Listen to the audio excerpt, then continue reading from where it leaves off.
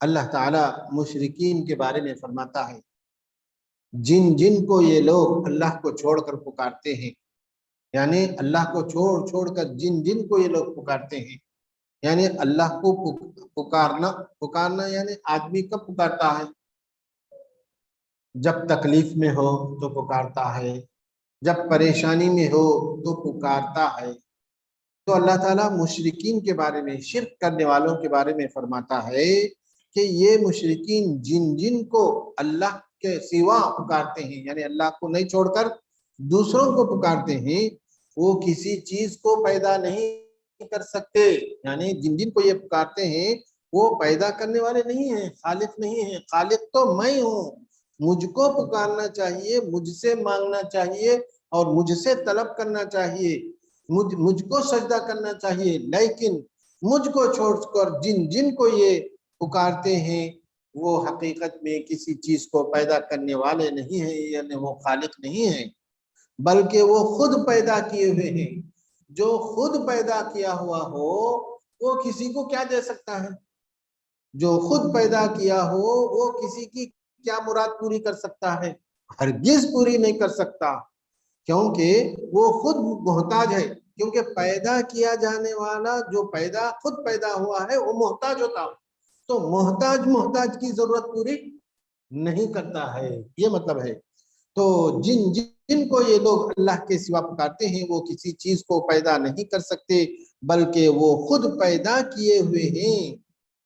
اسی طرح ایک اور آیت میں دوسری جگہ اللہ تعالیٰ فرماتا ہے ان الذین تدعون من دون اللہ عباد امثالکم، اللہ کو چھوڑ کر جن جن کو یہ لوگ پکارتے ہیں، چاہے وہ کوئی بھی ہوں، بت ہوں یا اولیاء ہوں، صالحین ہوں، انبیاء ہوں، جن جن کو یہ پکارتے ہیں وہ جو ہے عباد امثالکم، تمہارے جیسے ہی بندے ہیں۔ وہ جب تمہارے جیسے ہی بندے ہیں تو تم ان کو پکارتے ہو، تو جب وہ تمہارے جیسے بندے ہیں تو وہ تمہاری ضرورتیں کیسے پوری کر سکیں گے؟ کیونکہ وہ تمہاری ہی طرح ہیں۔ تو جو آدمی آپ ہی تمہارے ہی طرح ہو، تو یعنی تمہاری طرح ہی وہ بھی محتاج ہے، تو محتاج کو پکارے گا تو کیا کرے گا؟ دو فقیران لڑ لیے گئے تھے، بھوکے لڑ لیے تو کیا ہوتا؟ دونوں نے گر جاتے۔ بالکل ایسے طرح انہیں بھی کھانے کا محتاج ہے، انہیں بھی کھانے کا محتاج ہے، بھوکا انہیں بھی بھوکا ہے، انہیں بھی بھوکا ہے۔ تو بہرحال تو اس طرح سے جن جن کو یہ لوگ اللہ کے سوا پکارتے ہیں وہ کسی چیز کو پیدا نہیں کر سکتے، بلکہ وہ خود پیدا کیے ہوئے ہیں۔ یعنی خالقیت کی نفی کے ساتھ، یعنی وہ خالق نہیں ہے۔ تو اس طرح سے اس آیت میں بتایا گیا۔ اور دوسری بات یہ بتائی گئی دوسری آیت میں، اموات، مردہ ہیں، وہ زندہ نہیں ہیں۔ یعنی جن جن کو یہ لوگ پکارتے ہیں وہ مردہ ہیں۔ مردہ ہیں کیا مطلب ہے؟ یعنی مرے ہوئے ہیں۔ یعنی جن جن کو یہ پکارتے ہیں وہ مردہ ہیں، پتھر ہیں۔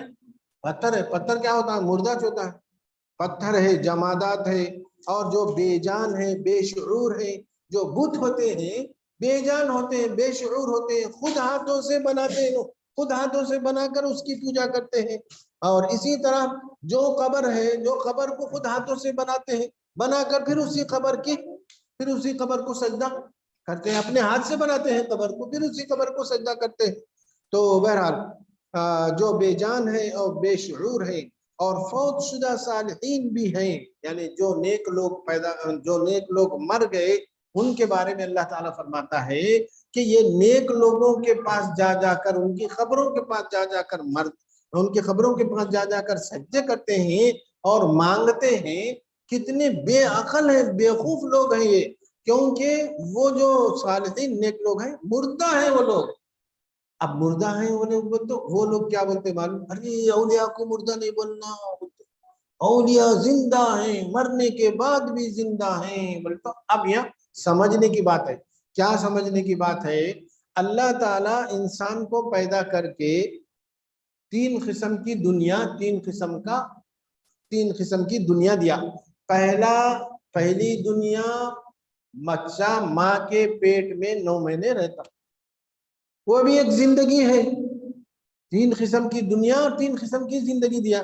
ماں کے پیٹ میں بچہ رہتا ہے اور پیٹ اس کا آڑ ہوتا ہے، یہاں سے اگر کوئی چیز بولی جائے تو وہ سننے والا نہیں ہے اور جو ہے سنتا نہیں ہے، کیونکہ ماں کا پیٹ آڑ ہے، حالانکہ بچہ زندہ ہے، وہ بھی ایک قسم کی زندگی ہے، وہ بھی ایک قسم کی زندگی ہے، ماں کے پیٹ کی زندگی۔ اچھا اس کے بعد وہی بچہ باہر نکلتا، باہر نکلا تو یہ بھی ایک دنیا ہے، یہ بھی ایک زندگی ہے، پھر وہی بوڑھا ہو کر بچہ ہوا، جوان ہوا، بوڑھا ہوا، مر گیا، زمین کے پیٹ میں چلا گیا، تو وہ بھی ایک زندگی ہے، خبروں والی زندگی، وہ بھی ایک دنیا ہے۔ اس دنیا کے لوگ یعنی خبروں میں جو موجود ہیں، اس دنیا میں جو دنیا میں ہیں، ان کے لیے وہ کچھ بھی کر نہیں سکتے، کچھ بھی مدد نہیں کر سکتے، کیونکہ خبروں کی دنیا اور یہ دنیا کے بیچ میں آڑ ہے، ایک آڑ ہے۔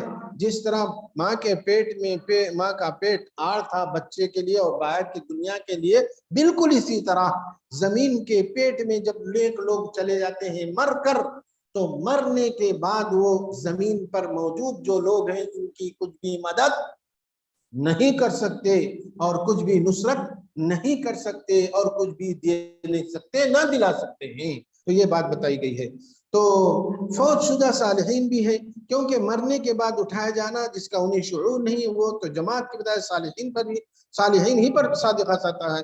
یعنی اللہ تعالیٰ آگے فرماتا ہے غیر مردہ ہے، زندہ نہیں، انہیں تو یہ بھی معلوم نہیں ہے کہ کب اٹھائے جائیں گے۔ اچھا جو لوگ نیک لوگ ہیں، خبروں میں ہیں، ان کو یہ بھی نہیں معلوم کہ کب ان کو اللہ تعالیٰ دوبارہ اٹھائے جائے، کب قیامت ہوگی وہ بھی نہیں معلوم ہے، جن کو کب قیامت ہوگی وہ بھی نہیں معلوم ہے۔ تو ویسے لوگ کیسے دنیا والوں کے لیے مدد کر سکتے ہیں، یہ بات بتائی گئی۔ اچھا وما یشعرون ایان یبعثون، یہ تو شعور بھی نہیں رکھتے کہ کب اٹھائے جائیں گے۔ تو اس سے خبر پرستوں کا واضح رد ہو جاتا ہے، یعنی جو لوگ خبر کی پوجا کرتے ہیں، خبروں کو جا کے سجدہ کرتے ہیں، خبروں کو جا کر منتیں مرادیں مانگتے ہیں، ان کا رد، ان کی تردید اس آیت میں ہو چکی ہے۔ جو کہتے ہیں کہ خبروں میں مدفون مردہ نہیں ہے، زندہ ہیں، تو یہ لوگ بولتے ہیں خبروں میں اولیاء صالحین مردہ نہیں ہیں، زندہ ہیں، جبکہ اللہ تعالیٰ فرماتا ہے اموات، وہ مردہ ہیں، غیر احیاء، زندہ نہیں ہیں، اور ہم زندوں کو ہی پکارتے ہیں۔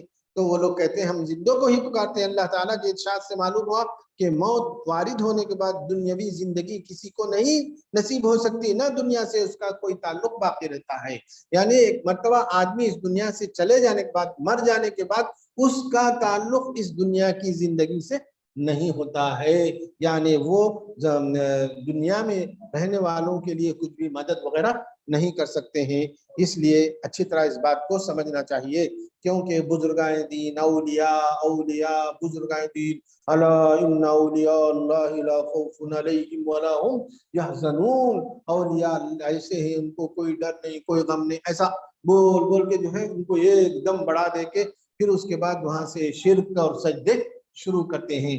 آخر قرآن پڑھیں گے تو معلوم ہوگا نا، بھی قرآن پڑھیں گے تو معلوم ہوگا کہ قرآن میں توحید کی کیسی کیسی بات ہے، اور شرک کی تردید کس طرح سے اللہ نے، کیسے کیسے انداز سے اللہ تعالیٰ نے شرک کو ریجیکٹ کیا ہے، اور مشرکین کو کیسے کیسے انداز سے جواب دیا ہے۔ قرآن پڑھے تو معلوم ہوگا، ان کی باتیں سنیں، وہ بزرگان دین، یہ بزرگان دین، ایسے باتیں سننے سے کچھ بھی فائدہ حاصل نہیں ہوتا ہے۔ علم حاصل کرنا ہے تو قرآن سے اور حدیث سے، آپ کو نالج لینا ہے تو قرآن اور حدیث سے نالج لیں گے تو آپ کو علم حاصل ہوگا، توحید حاصل ہوگی، اور شرک سے بچنے کی آپ کو موقع ملے گا، اور شرک سے آپ بچیں گے۔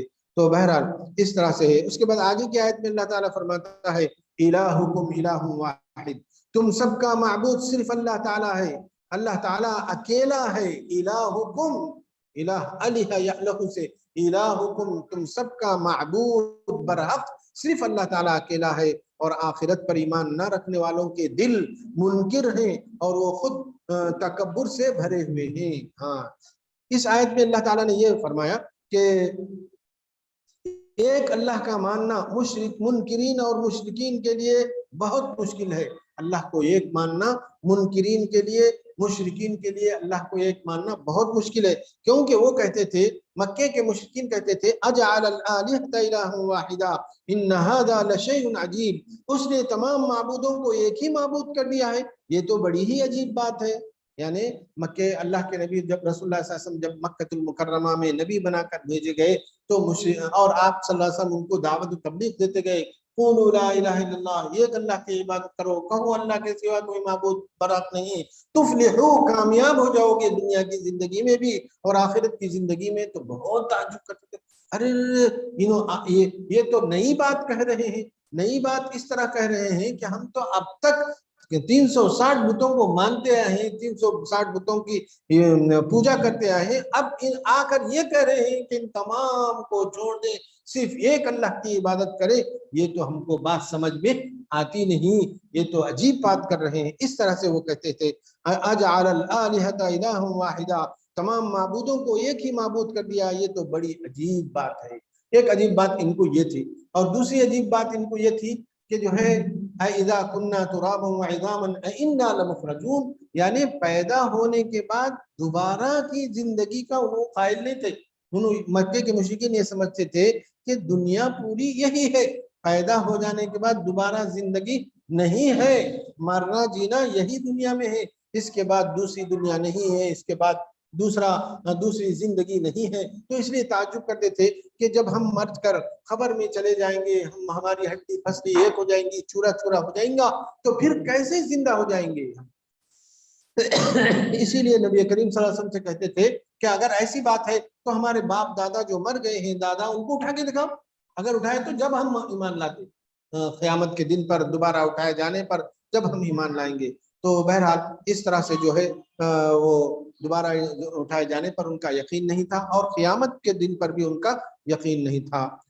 تو اسی طرح یہ تین باتیں، یعنی نبوت اور رسالت، اسی طرح رسول کے بارے میں بھی انکار کرتے تھے، ارے یہ رسول کیسا رسول ہے جو کھاتا ہے پیتا ہے؟ اللہ تعالیٰ ایسا رسول بھیجے ہیں، ایسے انسان کو رسول بنا کر بھیجے ہیں جو کھاتا ہے پیتا ہے، جس کے بیوی ہے، جس کے بچے ہیں۔ تو بہت تعجب ہوتا تھا ان کو یہ سمجھتے تھے کہ نبی اور رسول ایسا ہونا چاہیے کہ انہیں کھانے پینے والا نہیں ہونا چاہیے، انسانی ضرورتیں اس کو نہیں لگی ہوئی رہنا چاہیے، بیوی بچے نہیں رہنا چاہیے، یہ تو ہماری یعنی ہماری مخلوق سے ایک اونچی دوسری مخلوق ہونا چاہیے، نبی بن کر آنا چاہیے، ایسا وہ سمجھتے تھے۔ تو بہرحال نبوت رسالت اور توحید اور معاد، تین چیزوں کا وہ انکار کرتے تھے، اور سارے قرآن میں، سارے اللہ کے کلام میں انہی تین چیزوں کو ثابت کیا گیا ہے۔ توحید کو پرزور انداز سے ثابت کیا گیا ہے، پھر نبوت اور رسالت کو پرزور انداز سے ثابت کیا گیا ہے، اور پھر معاد اور آخرت اور قیامت کو اور جنت اور جہنم کو پرزور انداز سے ثابت کیا گیا ہے، اور جو ہے قبروں والی زندگی، قبر میں کیسے کیسے برزخی زندگی کیسی ہوگی، اور قیامت اور حشر کیسے قائم ہوگا، یہ ساری چیزیں، یہ تین باتیں پورے قرآن کا خلاصہ ہے۔ پورے قرآن کا خلاصہ کیا ہے؟ سب سے پہلے توحید، پورے قرآن کا خلاصہ توحید، اس کے بعد نبوت اور رسالت، اس کے بعد معاد اور قیامت اور آخرت، انہی تین مضمون پر پورا قرآن پر زور دیا گیا ہے، اور اس کے ساتھ ساتھ پچھلی امتیں، گزری ہوئی امتوں کے واقعات سنائے گئے ہیں۔ آدم علیہ السلام، نوح علیہ السلام کا طوفان کیسے آ گیا، نوح علیہ السلام اور ان کی قوم کے ساتھ کیسا معاملات ہوئے، اور پھر اس کے بعد سمود اور صالح علیہ السلام اور ان کی قوم، یہ سارے دوسری قوموں کے تذکرے بھی قرآن میں کیے گئے ہیں مختصر انداز سے۔ تو بہرحال یہ اللہ سے دعا ہے کہ اللہ تعالیٰ ہمیں عمل کرنے کی توفیق عطا فرمائے، اور توحید پر جمے رہنے اور ڈٹے رہنے کی توفیق عطا فرمائے۔